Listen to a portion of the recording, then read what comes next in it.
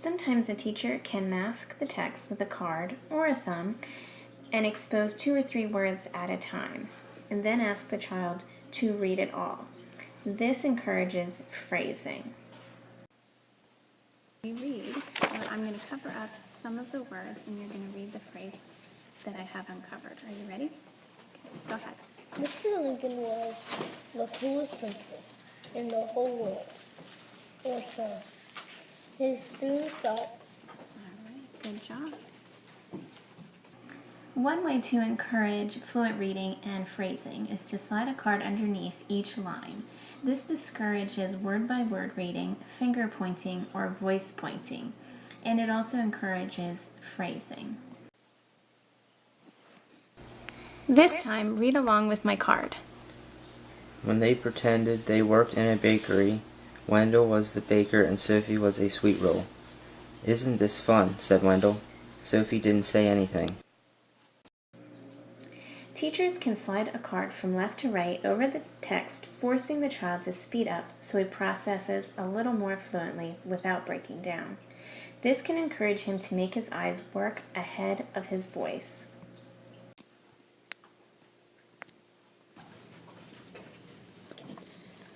Walter couldn't stop coughing.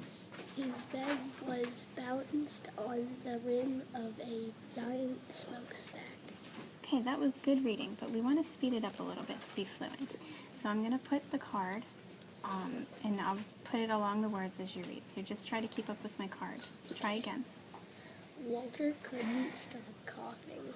His bed was balanced on the rim of a giant smokestack. Good, you did very good keeping up with the card and reading fast. Part of teaching a child to read fluently is insisting that your child pause appropriately, especially at the end of a sentence and its speech marks. The teacher can say something like, "Notice when you can pause or stop. Remember what this mark tells you." I can get you something I offered. She thanks Senator. He buried his head in the pillow and when his coffee stopped, fell asleep. Okay, that was good fast reading, but we also need to pause when we come to period or commas and periods in the middle of our sentences. So try again, pausing at the periods and commas. I can get you some, he had offered. No thanks, said Walter. He buried his head in his pillow, and when his coughing stopped, fell asleep. Much better pausing at the periods and commas that time.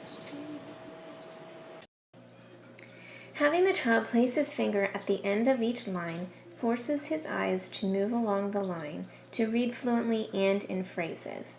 The teacher can say something like, "Read along to your finger," or "Read it all smoothly." To read the whole line, put your finger down at the end of the line and read to your finger. At bedtime, when Sophie put her head on her pillow,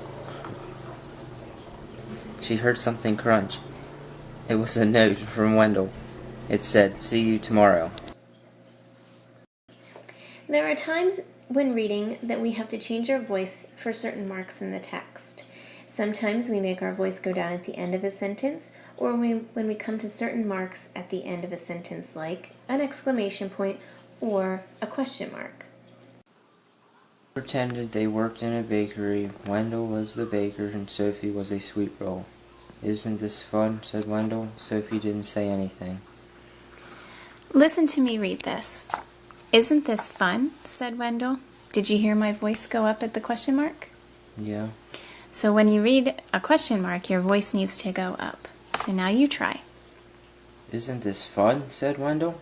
Good, you made your voice go up for the question mark. She felt something pinch her leg at breakfast. It was Wendell.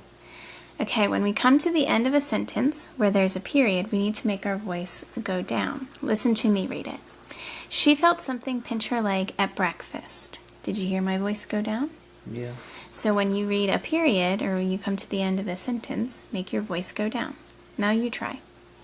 She felt something pinch her leg at breakfast. Good, you made your voice go down at the period.